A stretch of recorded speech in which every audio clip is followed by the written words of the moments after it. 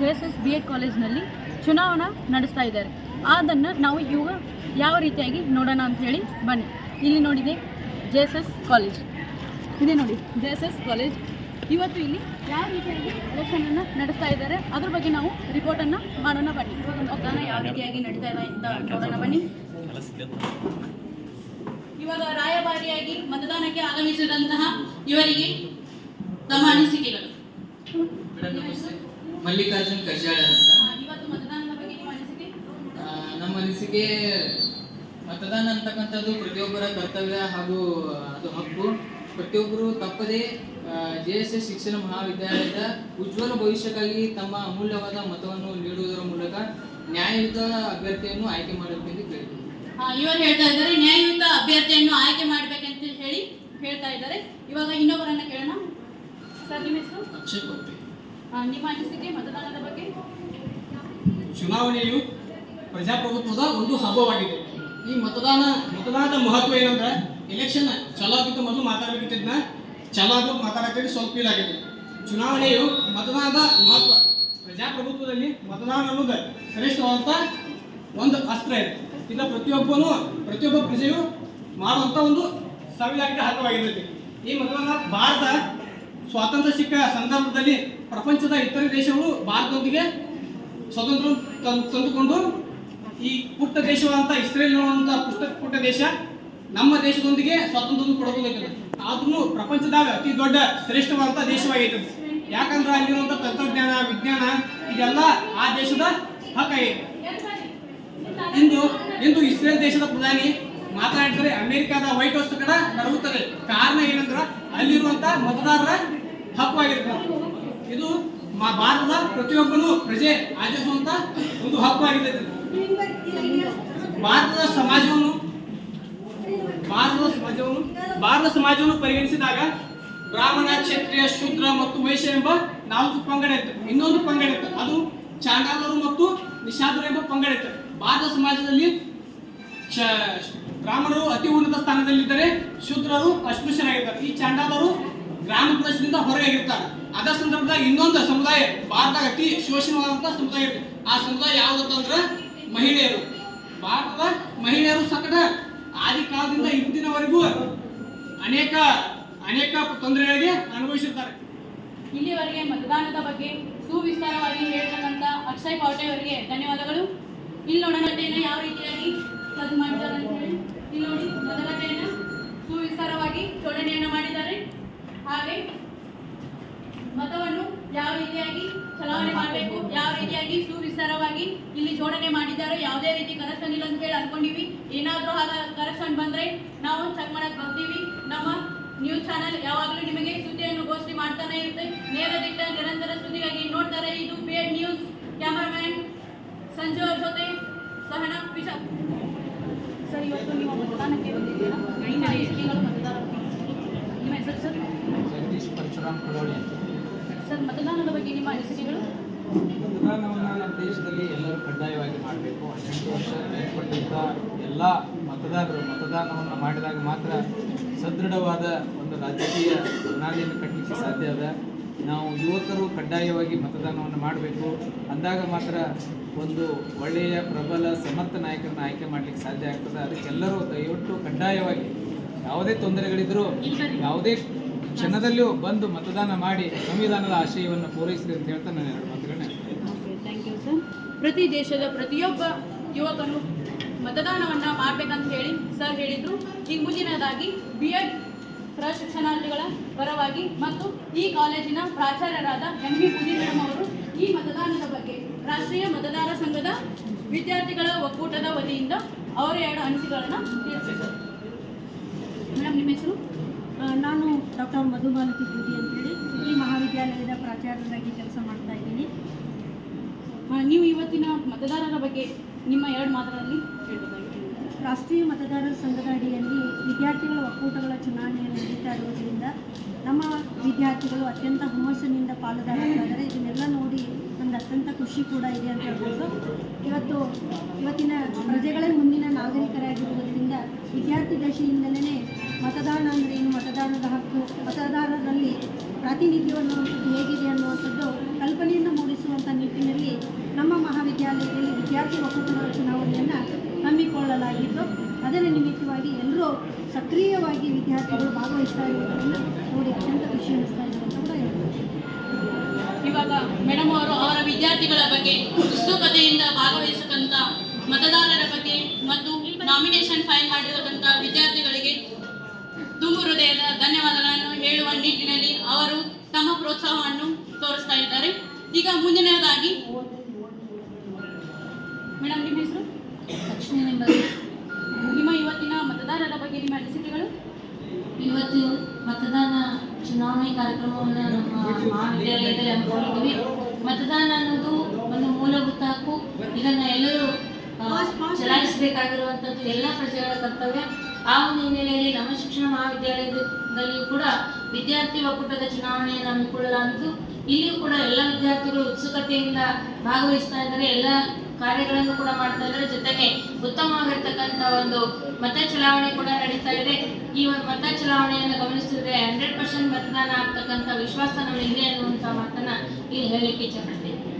Okay, thank you ma'am. ಪ್ರತಿಶತ 100% ಎಲ್ಲ ಮತದಾನವನ್ನ ಮಾಡ್ಬೇಕಂತ ಹೇಳಿ ಮೇಡಮ್ ಅವರು ಹೇಳಿದರು. ಮುಂದಿನದಾಗಿ ಸರ್ ನಿಮ್ಮ ಹೆಸರು? ಸುಧೀರ್. ಈ ಮತದಾನದ ಬಗ್ಗೆ ನಿಮ್ಮ ಅನಿಸಿಕೆಗಳು? ಮತದಾನ ಅನ್ನೋದು ಮತದಾನದ ಒಂದು ಸಂಭ್ರಮ, ಪ್ರಜಾಪ್ರಭುತ್ವದ ಒಂದು ರಣತಂತ್ರದಲ್ಲಿ ಇರ್ತಕ್ಕಂಥ ಒಂದು ವ್ಯವಸ್ಥೆ. ಆ ವ್ಯವಸ್ಥೆಯಲ್ಲಿ ನಾವು ಹೇಗೆ ಜವಾಬ್ದಾರಿಯಾಗಿರಬೇಕು ಮತ್ತು ಸಮಾಜವನ್ನು ಯಾವ ರೀತಿ ಜವಾಬ್ದಾರಿಯಾಗಿ ತೆಗೆದುಕೊಂಡು ಹೋಗ್ಬೇಕಂತ ಸಾಮರ್ಥ್ಯ ಇರೋದು ಮತದಾರನ ಕೈಯಲ್ಲಿ. ಮತದಾನ ಅನ್ನೋದು ಮನೆಯ ಹೆಣ್ಣು ಮಗಳಿದ್ದಂತೆ. ಯಾವುದೇ ರೀತಿಯ ಆಮಿಷ ಆಕಾಂಕ್ಷೆಗಳಿಗೆ ಮಾರು ಹೋಗದಂತೆ ನಾವು ಮನೆಯ ಹೆಣ್ಣು ಮಗಳನ್ನು ಹೇಗೆ ಕಾಪಾಡ್ತೀವೋ ಹಾಗೆ ಮತದಾನವನ್ನು ಕೂಡ ನಾವು ಕಾಪಾಡಿಕೊಂಡು ಸುವ್ಯವಸ್ಥೆಯಲ್ಲಿ ಒಂದು ತಂತ್ರಗಾರಿಕೆಯಲ್ಲಿ ಮತದಾನವನ್ನು ಶ್ರೇಷ್ಠವಾಗಿರ್ತಕ್ಕಂಥ ತಾಣದಲ್ಲಿ ಅದು ಒಂದು ಕೂಡ ಅಂತಕ್ಕಂಥದ್ದನ್ನು ನಾವು ಮನಗಂಡು ಈ ಮತದಾನವನ್ನು ಕೂಡ ಒಂದು ಅಚ್ಚುಕಟ್ಟದಿಂದ ಮತ್ತು ಸುವ್ಯವಸ್ಥೆಯಿಂದ ಮಾಡುವಂಥ ಜವಾಬ್ದಾರಿ ಕೂಡ ಇದಾಗಿದೆ. ಹೀಗಾಗಿ ನಾವು ಹೇಗೆ ಮನೆ ಹೆಣ್ಣು ಮಗುವನ್ನು ಕಾಯ್ಕೊಳ್ತೀವೋ ಕಾಪಾಡ್ಕೊಳ್ತೀವೋ ಹಾಗೆ ಮತದಾನವನ್ನು ಕೂಡ ಯಾವುದೇ ಆಮಿಷಕ್ಕೆ ಒಳಗಾಗದೆ ನಮ್ಮ ಮತದಾನ ನಮ್ಮ ಹಕ್ಕು ಅಂತಕ್ಕಂಥ ಮಾತಿನ ಮೂಲಕ ನಾವು ಮತದಾನವನ್ನು ಚಲಾಯಿಸಿದ್ದೇ ಆದರೆ ಒಳ್ಳೆಯ ರಾಷ್ಟ್ರವನ್ನು ನಿರ್ಮಾಣ ಮಾಡಲಿಕ್ಕೆ ನಮಗೆ ಸಾಧ್ಯ ಇದೆ ಅಂತಕ್ಕಂಥ ಮಾತನ್ನು ನಾನು ಈ ಸಂದರ್ಭದಲ್ಲಿ ಹೇಳ್ತೀನಿ. ಸರ್, ನೀವು ಹೇಳಿದ್ರಿ ನಿಮ್ಮ ಮನೆಯ ಹೆಣ್ಣು ಮಗಳು ಅಂತ ಹೇಳಿ ಮತದಾನ ಬಗ್ಗೆ ಹೇಳಿದ್ರಿ. ಆದ್ರೆ ಇನ್ನು ಯಾಕೆ ಹೆಣ್ಮಗಳಿಗೆ 50% ಯಾಕೆ ಮೀಸಲಾತಿಯನ್ನು ಇಟ್ಟಿದ್ದೀರಿ ಸರ್? ಇನ್ನು ಅದು ಜಾರಿಯಾಗಿಲ್ಲಮ್ಮ. ಇನ್ನು ಬಹಳಷ್ಟು ಬದಲಾವಣೆ, ಭಾರತ ದೇಶ ಸಾಕಷ್ಟು ಬದಲಾವಣೆ ಆಗ್ತಕ್ಕಂಥ ಒಂದು ವ್ಯವಸ್ಥೆಗಳಲ್ಲಿ ನಾವು ಇಂದಿನ ದಿನಮಾನದಲ್ಲಿ ನೋಡ್ತಾ ಇದ್ದೀವಿ.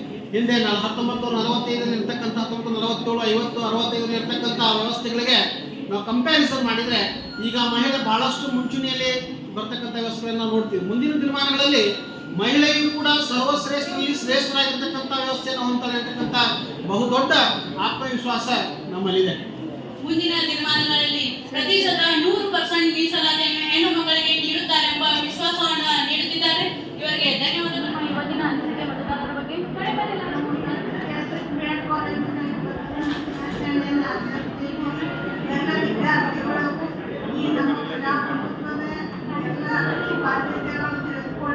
ಮತ್ತು ನಮ್ಮ ರಾಜ್ಯದ ಇನ್ನಷ್ಟು ಉನ್ನತ ಹಂತಕ್ಕೆ ಏರಿಸಿ ನಮ್ಮ ಕರ್ನಾಟಕ ರಾಜ್ಯವನ್ನು ಶ್ರೇಷ್ಠವಾದ ರಾಜ್ಯ ಆಗಲಿ ಮತದಾನ ಮೂಲಕ ಎಲ್ಲ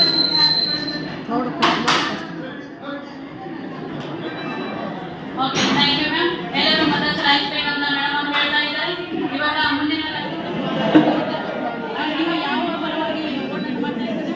ನಮ್ಮ ಮತ ಗೌಪ್ಯವಾಗಿ ನಿಮ್ಮ ಇವಾಗ ನೀವು ಹೇಳಬೇಕು. ನೀವು ನೀವೇ ಅಮೌಂಟನ್ನು ತಗೊಂಡಿದ್ದೀರಿ ಅಂತ ಲಕ್ಷ್ಮೀ ಅವರಿನವ್ರ ಕಡೆ ನಿಮ್ಮ ಮೇಡಮನ್ನ ಹೇಳಿದ್ವಿ.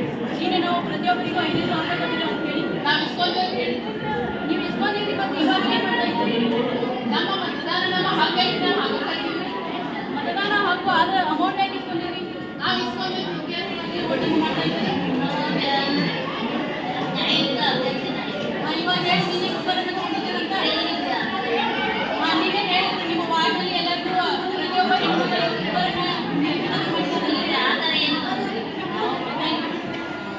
JSS ಶಿಕ್ಷಣ ಮಹಾವಿದ್ಯಾಲಯದಲ್ಲಿ ಒಂದು ಮತದಾನ ಕಾರ್ಯಕ್ರಮ ನಡೀತಾ ಇದೆ. ಅಂದರೆ ವಿದ್ಯಾರ್ಥಿ ಒಕ್ಕೂಟಗಳ ಒಂದು ಕಾರ್ಯಕ್ರಮ ನಡೀತಾ ಇದೆ. ಒಂದು ಕಾರ್ಯಕ್ರಮನ ತರಬಹುದು ಮತದಾನದ್ದು.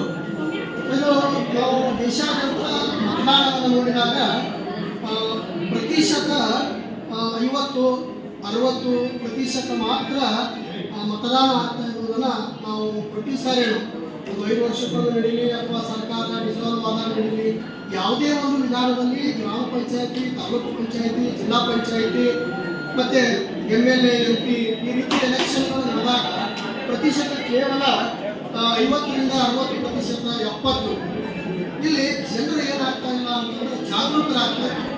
ಯಾಕೆ ಜಾಗೃತರಾಗ್ತಾ ಇಲ್ಲ ಅಂದ್ರೆ ಮತವನ್ನು ಹಾಕಿದ್ರೆ ನಮಗೇನು ಪ್ರಯೋಜನ, ನಮಗೇನು ಉಪಯೋಗ, ಮತದಾನ ಹಾಕೋದ್ರಿಂದ ನಮ್ಗೆ ಯಾವುದೇ ಪ್ರಯೋಜನ ಇಲ್ಲ ಅಂತೇಳಿ ಆ ದಿನಗಳಲ್ಲಿ ಅವ್ರು ಏನು ಮಾಡ್ಲಿಕ್ಕೆ ಹೋಗ್ತಾರೆ ಅಂತಂದ್ರೆ ಮೋಜು ಮಸ್ತಿಯನ್ನು ಮಾಡಲಿಕ್ಕೆ ಎಲ್ಲೋ ಒಂದು ಕಡೆ ಯಾವುದೋ ಪ್ರದೇಶಕ್ಕೆ ಹೋಗೋದನ್ನು ನಾವು ಕಾಣ್ತೀವಿ. ಯಾಕಂದ್ರೆ ಮತದಾನ ಅನ್ನೋದು ನಮ್ಮ ಹಕ್ಕು. ಇದಕ್ಕೆ ಸರ್ಕಾರ ಏನು ಮಾಡಬೇಕು ಅಂತಂದ್ರೆ ವಿಶೇಷವಾಗಿ ಯಾರು ಮತವನ್ನು ಚಲಾಯಿಸುವುದಿಲ್ಲ ಆ ಮತವನ್ನು ಚಲಾಯಿಸದೇ ಇರುವವರಿಗೆ ಸರ್ಕಾರದಿಂದ ದೊರೆತಕ್ಕಂಥ ಮೂಲಭೂತ ಸೌಕರ್ಯಗಳನ್ನು ಸ್ಟಾಪ್ ಮಾಡಬೇಕು. ಮೊದಲಿಗೆ ಯಾರು ಮತದಾನವನ್ನು ಮಾಡುವುದಿಲ್ಲ ಅವರಿಗೆ ಒಂದು ಮತದಾನದ ವಯೋಮಿತಿಯನ್ನು ಕೊಟ್ಟಿವಿ ನಾವು, 18 ವರ್ಷ ವಯೋಮಿತಿಯನ್ನು.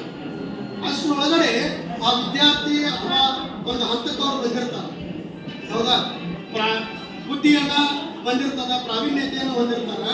ಸೊ ಆ ಕಾರಣಕ್ಕಾಗಿ PUC ಹಂತಕ್ಕಿದ್ದಾಗಲೇ ಅವ್ರಿಗೆ ಜಾಗೃತಿಯನ್ನು ಮೂಡಿಸೋದಾಗಲಿ, ಅದ್ರ ಬಗ್ಗೆ ಹೇಳೋದಾಗಲಿ, ಇವುಗಳನ್ನು ಮಾಡುವುದರ ಜೊತೆಗೆ ಯಾವ ರೀತಿ ವೋಟಿಂಗ್ ಮಾಡಬೇಕು ಅನ್ನೋದನ್ನ ನಾವಿಲ್ಲಿ ಜಾಗೃತಿ ಮೂಡಿಸಬೇಕು. ಇಲ್ಲಿ ಪ್ರಬುದ್ಧರಾದವರು SSLCನೋ ಅಥವಾ PUC ಮುಗಿದ್ರೆ ಮಾತ್ರ ವೋಟಿಂಗ್ ಪವರ್ ಕೊಡೋದಕ್ಕೆ ನನ್ನ ಒಂದು ಅನಿಸಿಕೆ.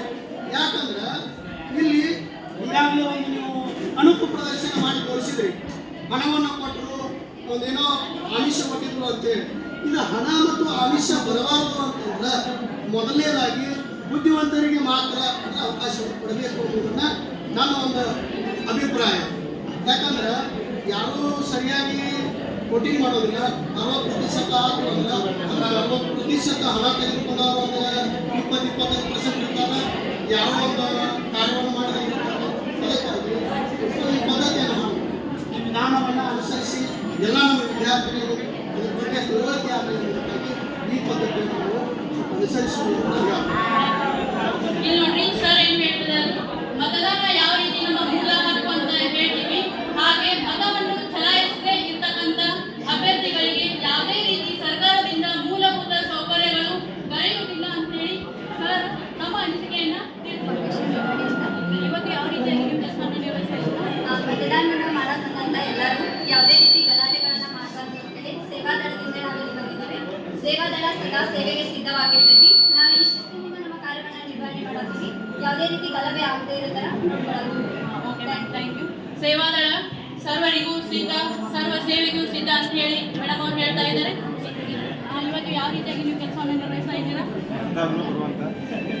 ನೀರು ಮತದಾನ ಮಾಡಕ್ಕೆ ಬರ್ತಾರಲ್ಲ ಮತದಾರರು ಅವ್ರೇನೋ ಲಕ್ಷಣ ಏನು ಅಂತ ಮತ್ತು ಅವ್ರೇನಾದ್ರು ಕಾರ್ಯಗಳು ಮಾಡಿದ್ರೆ ಅವ್ರನ್ನ ಗಲಭೆಯನ್ನು ತಡೆಗಟ್ಟೋದು ಕೆಲಸ ಅಂತ ನಾವು ಮಾಡ್ತೇವೆ. ಇವರು ರಕ್ಷಣಾ ಕಾರ್ಯದಲ್ಲಿ ನಿರ್ವಹಿಸ್ತಾ ಇದ್ದಾರೆ ಅಂತ ಹೇಳ್ತಾ ಇದ್ದಾರೆ ಸರ್.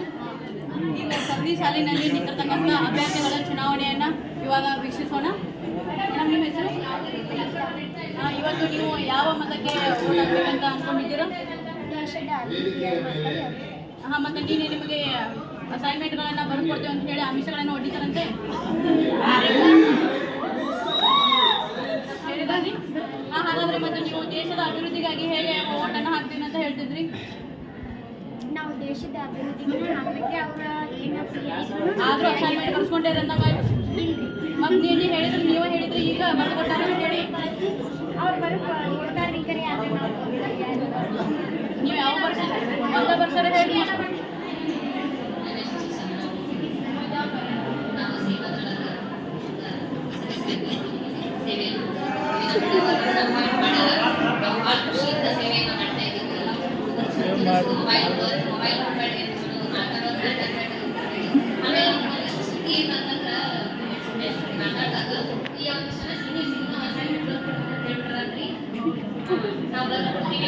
ನಾವು ಸಪೋರ್ಟ್ ಮಾಡಿ ಸೀನಿಯರ್ಸ್ ಅಂತ ಹೇಳಿ ಇನ್ಫ್ಲೂಯೆನ್ಸ್ ಆಗ್ಯಾರ. ಒಂದು ಸೀನಿಯರ್ಸಿಗೆ ನೀವು ಲೆಸನ್ ಪ್ಲಾನ್ ಬರ್ಕೊಡ್ತೀವಿ, ಅಸೈನ್ಮೆಂಟ್ ಬರ್ಕೊಡ್ತೀವಿ ನಾವು. ಸೊ ನೀವು ನಮಗೆ ವೋಟ್ ಮಾಡಿರಿ ಸೀನಿಯರ್ಸ್, ನಮ್ಮ ಪರವಾಗಿ ನೀವು ಕ್ಯಾಂಪೇನ್ ಮಾಡಿರಿ, ಮಾಡ್ತಾರಂತೆ ಅದೊಂದು ಹಾಕಾಗ್ತೈತ್ರಿ ಇಲ್ಲಿ. ಇಲ್ಲಿ ನೋಡ್ರಿ ಎಲ್ಲರೂ ಅಸೈನ್ಮೆಂಟ್ ಬರ್ಕೊಡ್ತನು, ಟೀಚಿಂಗ್ ಏಡ್ ಮಾಡ್ಕೊಡ್ತೀವಿ. ನೀವು ಯಾವ ಕಾಲೇಜಿಗೆ ನಾಮಿನೇಷನ್ ಮಾಡಿದ್ದೀರಿ? ಹೌದಾ? ಮತ್ತೆ ಏನು ಖುಷಿ ಆಯ್ತದ? ಯಾರಿಗೆ ಮಾತಾಡಿ ಸ್ಪೋರ್ಟ್ಸ್ ಅಂದ್ರೆ ಹೆಂಗಿರ್ಬೇಕು? ನೀವು ಯಾವ ರೀತಿಯಾಗಿ ಅನುಸರಣೆ ಹೊಂದಿದ್ದೀರಾ? ಏನು ಯಾವ ರೀತಿಯಾಗಿ ಅನ್ವೇಷಣೆ ಮಾಡ್ತೀವಿ, ಯಾಕಂದ್ರೆ ಸ್ವ ಇಚ್ಛೆಯಿಂದ ಸ್ವಮತ ಮಾಡುವುದು ಅವ್ರ ಇಲ್ಲಿ ನೋಡ್ರಿ ಇವ್ರ ತಮ್ಮ ಪೋಸ್ಟಿಗೆ ಯಾವುದೇ ರೀತಿಯ ಆಮಿಷಗಳನ್ನ ಒಡ್ದೆ ಬಂದಂತ ಆಮೇಲೆ ಎಲ್ಲ ನಾವು ಕೆಲಸವನ್ನ ಮಾಡ್ತೀವಿ ಅಂತ ಹೇಳಿ ಹೇಳ್ತಾ ಇದ್ದಾರೆ. Thank you sir. ನೀವು ಯಾವ ಜೊತೆಗೆ ನಾಮಿನೇಷನ್ ಮಾಡಿದ್ದೀರಿ? Prayer department. ಓಕೆ ಸರ್, ನೀವು ಯಾವ ರೀತಿಯಾಗಿ ಆಮಿಷಗಳನ್ನ ನೋಡಿದ್ದೀರಾ? ನಾವು ಯಾವುದು ಅಡ್ಡಿಲ್ಲ, ಅವರಾಗಿ ಕೇಳಿದ್ರು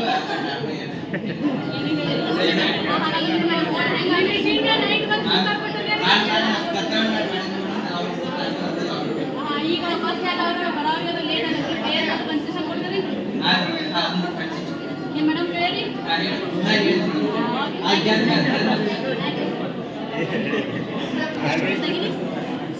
CTC ಪಾರ್ಟಿಸಿಪೇಟ್ ಮಾಡಿ.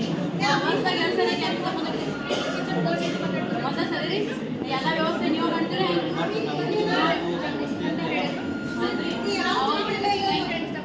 ಇಲ್ಲಿ ನೋಡ್ರಿ ಅವರು CTC ಕ್ಯಾಂಪಿಗೆ ನಾಮಿನೇಷನ್ ಎಲ್ಲ ಮಾಡಿದಾರಂತೆ. ಅಲ್ಲಿರ್ತಕ್ಕಂಥ ಎಲ್ಲ ವ್ಯವಸ್ಥೆನ ಅವರ ಮಾಡ್ತಾರಂತ. ನೀವು ಯಾವುದೇ ರೀತಿಯ ₹1 ಖರ್ಚು ಮಾಡಕ್ ಹೋಗ್ಬೇಡ್ರಿ, ₹1 ತರಕ್ ಹೋಗ್ಬೇಡ್ರಿ, ಎಲ್ಲ ಸರ್ ಅನ್ನ ನೋಡ್ಕೊತಾರಂತ ವ್ಯವಸ್ಥೆ. Thank you sir. ನೀವು ಯಾವ ಖಾತೆಗೆ ನಾಮಿನೇಷನ್ ಅನ್ನು ಮಾಡಿದ್ದೀರಿ? ಏನು ಪ್ರಣಾಳಿಕೆ ಇದೆ? ನಾವೇನಿಲ್ಲ ಅದ್ರಲ್ಲಿ NSS ಮತ್ತು CTC ಒಳಗಿರುವಂಥ ಎಲ್ಲ ನಿಯಮಗಳನ್ನು ನಾವೆಲ್ಲರೂ ಸೇರಿಸಿ ಪಾಲಿಸಿದ್ವಿ. ಮತ್ತು ಅದ್ರಾಗ ನಾವು ಹೆಂಗೆ ಕೆಲಸ ಮಾಡಬೇಕು ಅನ್ನೋದನ್ನು ಎಲ್ಲ ಅವ್ರಿಗೆ ಎಕ್ಸ್ಪ್ಲೇನ್ ಮಾಡಿ ಮತ್ತು ಒಳ್ಳೆ ರೀತಿಯಲ್ಲಿ ನಮ್ಮ ಕಾಲೇಜನ್ನ ನಡೆಸ್ಕೊಂಡು ಹೋಗ್ಬೇಕಂತ ನಮ್ಮ ಮತ್ತು ನಿನ್ನೆ ನಿಮಗೆ ಓಟ್ ಹಾಕ್ಬೇಕಂತ ಹೇಳಿ ಎಲ್ಲರಿಗೂ ಮನೆಗೆ ಹೋಗಿ ಅಡ್ಡಾಡ್ಸಾಕ್ಬೇಕಂತ ಹಂಗೇನಿಲ್ಲ. ನಮ್ದು ಆಮಿಷಗಳನ್ನು ಒಡ್ಡುವಂಥ ಪಕ್ಷ ಅಂತೂ ಅಲ್ಲ. ನಿಮ್ಮ ಇದರಿಂದ ವಾರ್ಡಿಂದನೇ ನಮಗೆ ಕೇಳಿದ್ದೀವಿ, ಅದೇ ಹೇಳ್ತಾ ಇದ್ದೀವಿ. ಅದು ಕರೆ ಇತ್ತಂದ್ರೆ ನೀವ ಪಬ್ಲಿಕ್ ಮಾಡಿಬಿಡ್ತೀರಿ ಇದನ್ನ, ನಾವ್ರೇನು ಹೇಳೋದು? ನಾವು ಅದಕ್ಕೆ ಇರೋದು news report. Okay, thank you ma'am.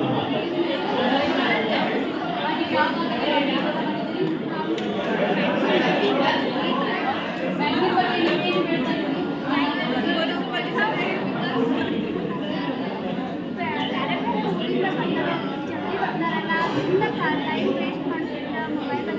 ನ್ಯೂಸಲ್ಲಿ ಕಲರ್ಲೆಲ್ಲ ನೀವೇ ಪಡ್ಕೊಂಡ್ರಿ ತೋರಕ್ಕೆ ವಿಡಿಯೋ ತಿಂಗಳ ಒಂದು ಮ್ಯಾಗ್ಝಿನ್ ನೀವು ಪ್ರೊವೈಡ್ ಮಾಡ್ತೀರಾ ಅಂತ ಹೇಳಿದ್ರಂತ. ಇಲ್ಲಿ ನೋಡ್ರಿ ಇವಾಗ ಮ್ಯಾಗ್ಝಿನ್ ಡಿಪಾರ್ಟ್ಮೆಂಟ್ಗೆ ನಾಮಿನೇಷನ್ ಮಾಡಿದ್ದಾರೆ. ಪ್ರತಿ ಸರಿನೂ ನಿಮ್ಮ ಕಾಲೇಜ್ನಾಗ ಪ್ರೊವೈಡ್ ಮಾಡಿದ್ರು ಅವರು ಸ್ವತಃ ಖರ್ಚು ಹಾಕಿ ನಿಮಗೆ ಎಲ್ಲರಿಗೂ ಮ್ಯಾಗ್ಝಿನನ್ನು ಪ್ರೊವೈಡ್ ಮಾಡ್ತಾರೆ ಅಂತ ಹೇಳ್ತಾ ಇರ್ತಾರೆ. ನೀವು ಯಾವ ಕ್ಲಾಸ್? ಓಕೆ ಸರ್, ಏನು ಪ್ರಣಾಳಿಕೆಯನ್ನು ಹೇಳಿದ್ದೀರಿ?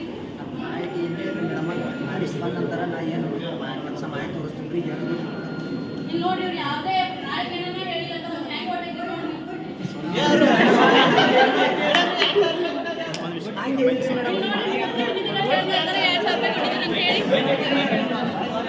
ಪ್ರಾಂಶುಪಾಲರನ್ನ ಮಾತನಾಡಿಸೋಣ. ಮೇಡಮ್, ನೀವು ಅವಾಗಲೇ ಹೇಳಿದ್ರಿ ನಮಗೆ ಯಾವುದೇ ಅಕ್ರಮ ನಡೀತಾ ಇಲ್ಲ, ಎಲ್ಲ ಸುವ್ಯವಸ್ಥಿತವಾಗಿ ನಡೀತಾ ಇದೆ ಅಂತ. ಆದ್ರೂ ಸಹ ಹೊರಗಡೆ ಅಕ್ರಮ ನಡೀತಿದೆ ಅಂತ ಪ್ರತಿಭಟನೆ ನಡೆಸ್ತಿದ್ದಾರೆ ಮೇಡಮ್. ಅದೇ ರೀತಿ ಮಹಿಳೆಯರು ಸಹ ಪ್ರತಿಭಟನೆ ನಡೆಸ್ತಾರೆ. ಇದ್ರ ಬಗ್ಗೆ ಏನು ಹೇಳಕ್ ಇಷ್ಟಪಡ್ತೀರಾ? ಆಗಲೇ ಹೇಳಿರುವ ಹಾಗೆ ಮತದಾನದಲ್ಲಿ ನಾವು ಯಾವುದೇ ಅಕ್ರಮಕ್ಕೆ ಅವಕಾಶ ಮಾಡಿಕೊಡುವುದಿಲ್ಲ ಅಂತೇಳಿ ಮೊದಲಿಗೆ ಹೇಳಿದ್ದೆ. ಸುರಕ್ಷತಾ ಕ್ರಮದ ದೃಷ್ಟಿಯಿಂದ ಗೃಹ ರಕ್ಷಕ ದಳದವರಿಗೆ, ಪೊಲೀಸ್ ಇಲಾಖೆಯವರಿಗೆ ಮತ್ತು ಪ್ಯಾರಾಮಿಲಿಟರಿಯವರಿಗೂ ಕೂಡ, ಅದರಲ್ಲಿ ಕೂಡ ನಮ್ಮ ಮಹಾವಿದ್ಯಾಲಯದ ಶಿಸ್ತುಬದ್ಧ ಸೇವೆಯನ್ನು ಥೀಮನ್ನು ಹೊಂದಿರುವಂಥ ಸೇವಾದಳದವರಿಗೂ ಕೂಡ ಈ ಕಾರ್ಯಕ್ರಮಕ್ಕೆ ನೇಮಿಕೊಳ್ಳಲಾಗಿದೆ. ನಮ್ಮ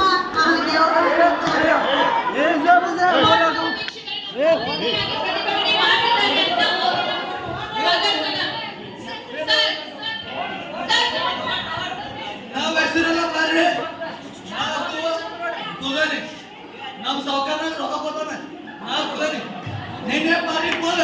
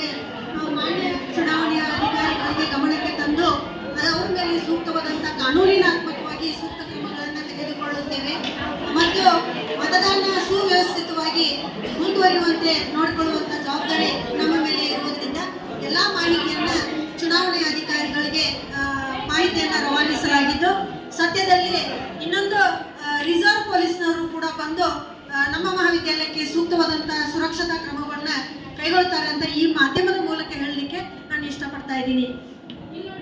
ನಾವು ನೋಡ್ಬೋದು ಸ್ನೇಹಿತರೆ ಯಾವ ರೀತಿಯಾಗಿ ಮೇಡಮ್ ಅವರು ತಮ್ಮ ಅನಿಸಿಕೆಯನ್ನ ಹೇಳಿದ್ರು ಅಂತ.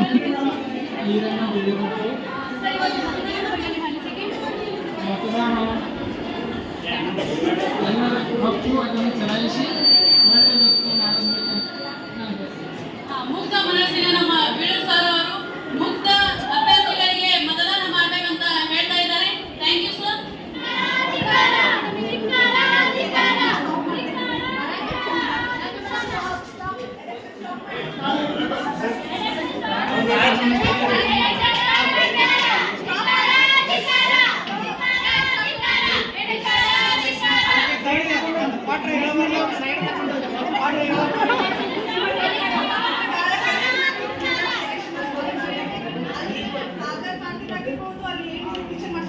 ಅವರೆಲ್ಲರೂ ಇವ್ರ ಕೈಯಲ್ಲಿ ದುಡ್ಡನ್ನ ಕೊಟ್ಟು ಕಳಿಸ್ತಿದ್ದಾರೆ. ಸೊ ಎಲೆಕ್ಷನ್ ಸ್ಟಾಪ್ ಮಾಡಬೇಕು.